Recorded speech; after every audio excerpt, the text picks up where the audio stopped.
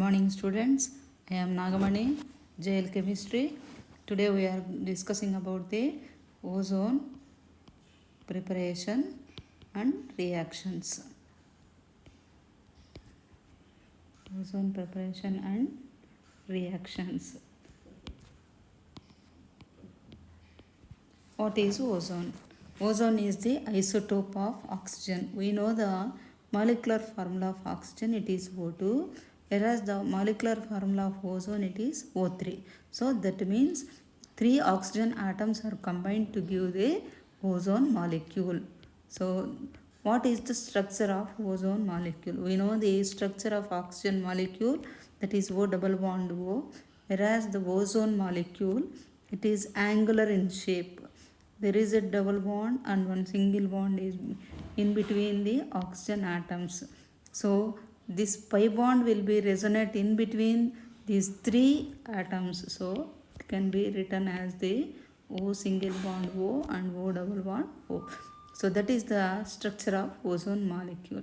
That means the pi bond is resonating in between these 3 atoms.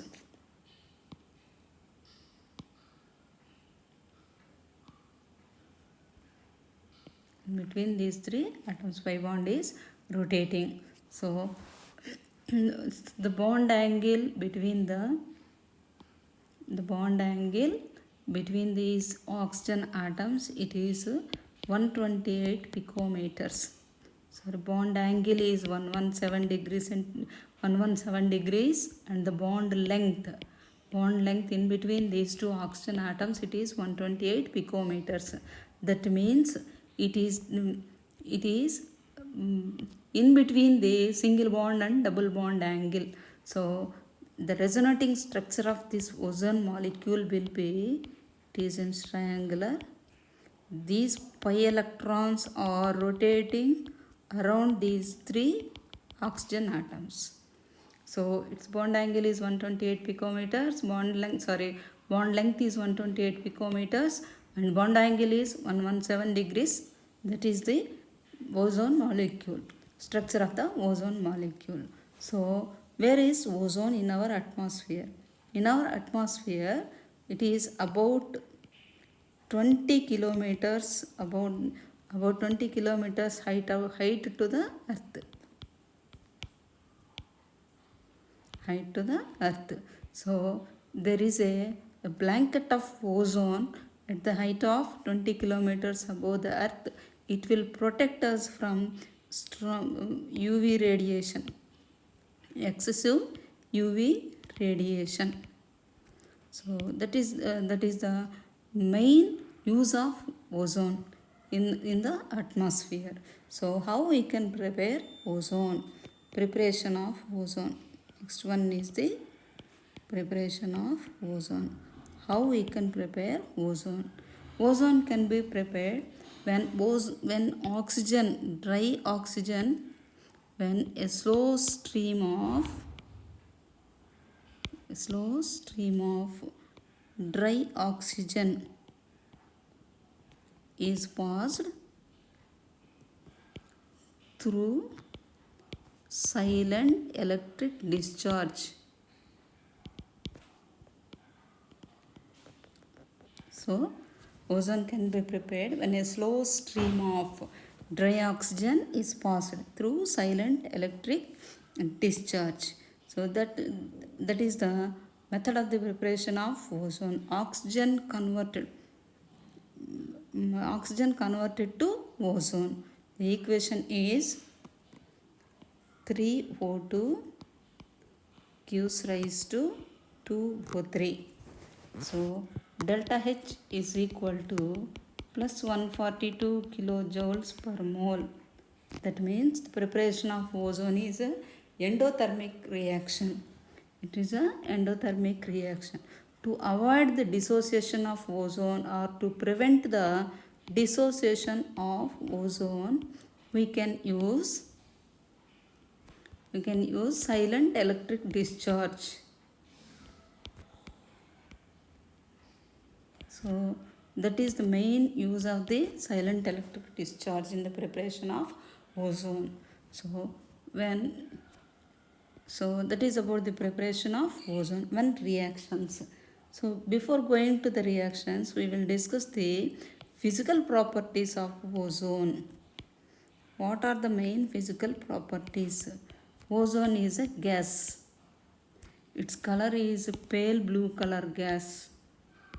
It is a pale blue color gas, and when it is in liquid, it is a dark blue color liquid.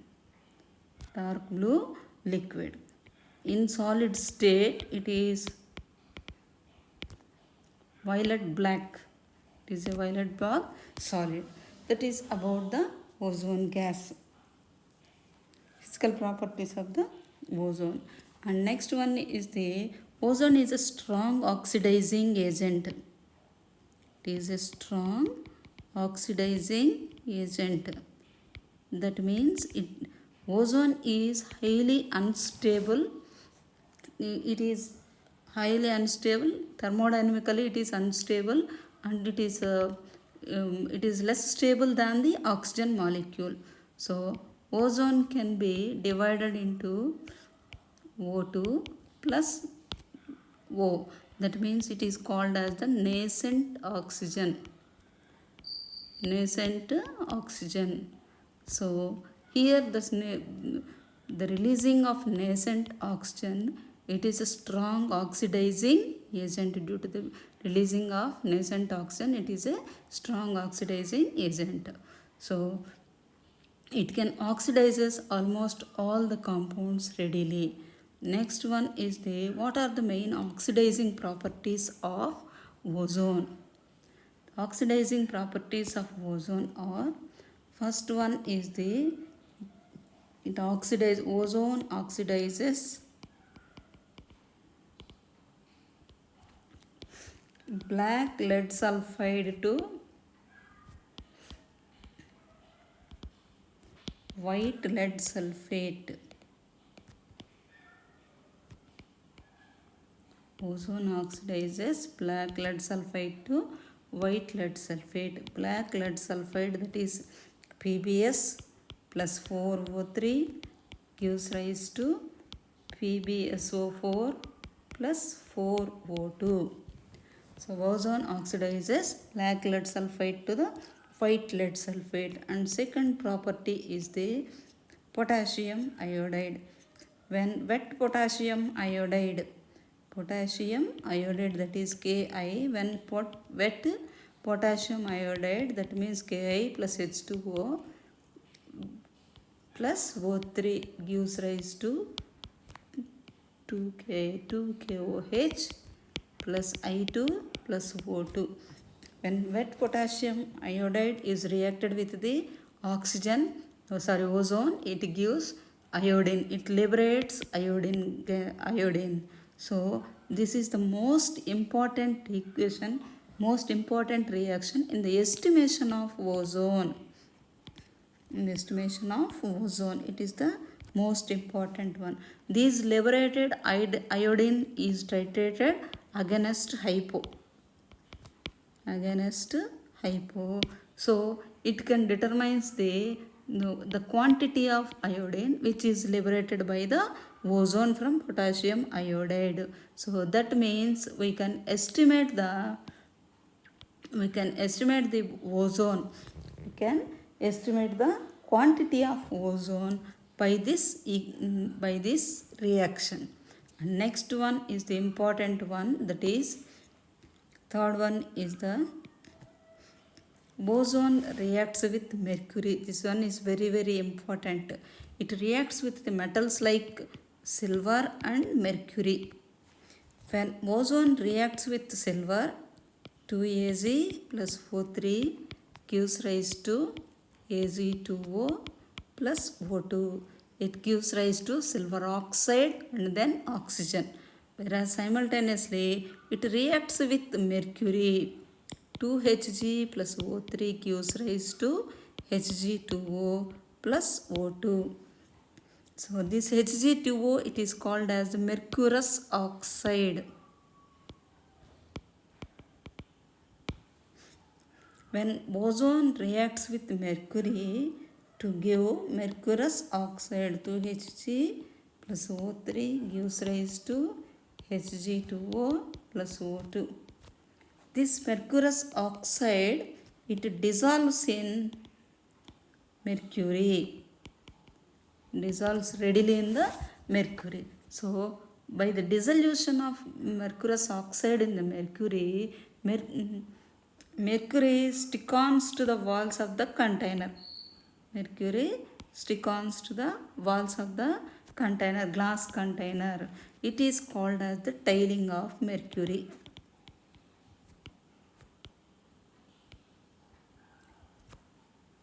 By stick-oning to the walls of the container, it loses its meniscus. So loses its meniscus. This property is called as tailing of mercury. By removing this property, we can shake it with using water. When we shake it with water, mercury regains its meniscus. So that is about the important, that is called as the tailing of mercury. It is very, very important. What is tailing of mercury and how can the mercury can be regained when tailing of mercury takes place. And next one is the important one, that is reaction with the ethylene. Reaction with ethylene. So the one more important property of the ozone is it is used to detect the unsaturation in the carbon compounds. What is unsaturation? Unsaturation means a carbon compound contains double bonds or the triple bonds. Carbon contains the double bonds or the triple bonds. So we can estimate the number of double bonds and where is the double bond or the triple bond located in that carbon compound. So that can be detected by using reaction with ozone. So unsaturated compounds when reacted with ozone, ozone will combine at the double bond and at the triple bond. So this is the best method to detect the double bond or triple bond which is present in the carbon compounds. And best example is ethylene. Simple one, it is CH2 double bond CH2 plus O3. So when ethylene reacts with ozone, we will give ethylene ozonide, that is CH2 CH2O. So it is called as the ethylene ozonide. When this ethylene ozonide is on reaction with zinc and water, it will give formaldehyde. 2 moles of formaldehyde. That is the complete reaction. And simultaneously, when ozone reacts with acetylene, CH triple bond CH, it will give acetylene ozonide, that is CH single bond CH O. On reaction with zinc and water, it will give glyoxal CHO CHO. It is called as the glyoxal. And next one, ozone reacts with benzene. You have already known that benzene is having the alternate double bonds. 3 double bonds are there. They are alternately located in the benzene ring. So 3 moles of ozone will be consumed here. 3 moles of, for each and every double bond there is a addition of 1 ozone molecule.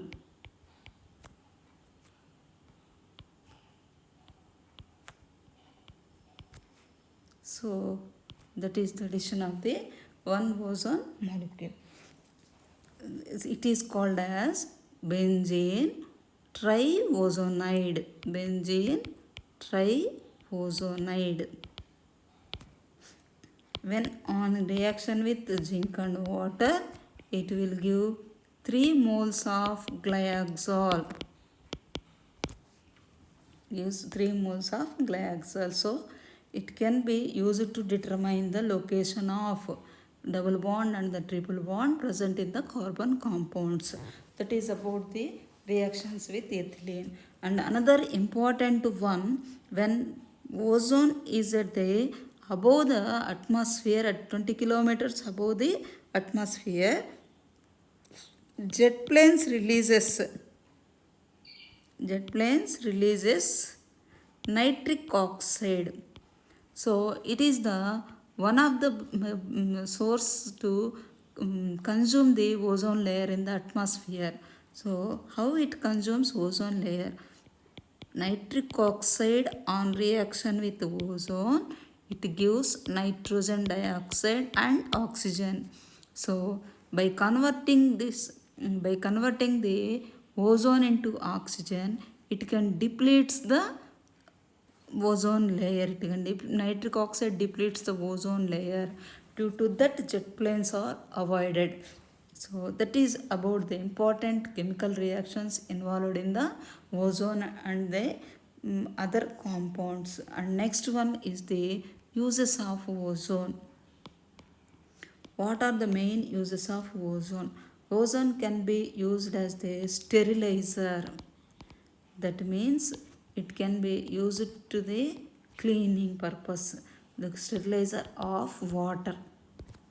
And second one is it is the best oxidizing agent for ivory, wool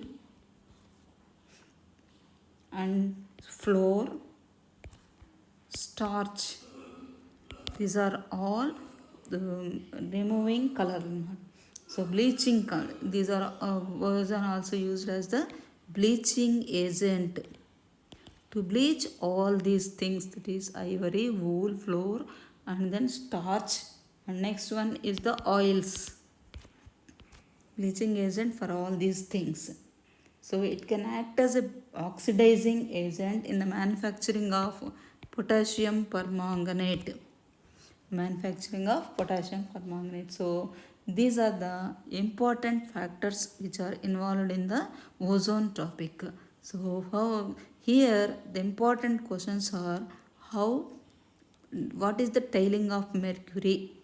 First one is very very important, that is tailing of mercury. And next one is the preparation of ozone and reactions of ozone. That is, first one is PBS, black lead sulfide, it converts to white lead sulfate. And second one is the potassium iodide. And third one is Az. Fourth one is mercury. And fifth one is the nitric oxide. So that is about the ozone preparation and the reactions. It is very very important for the essay question preparation of reactions ozone and the reactions of ozone.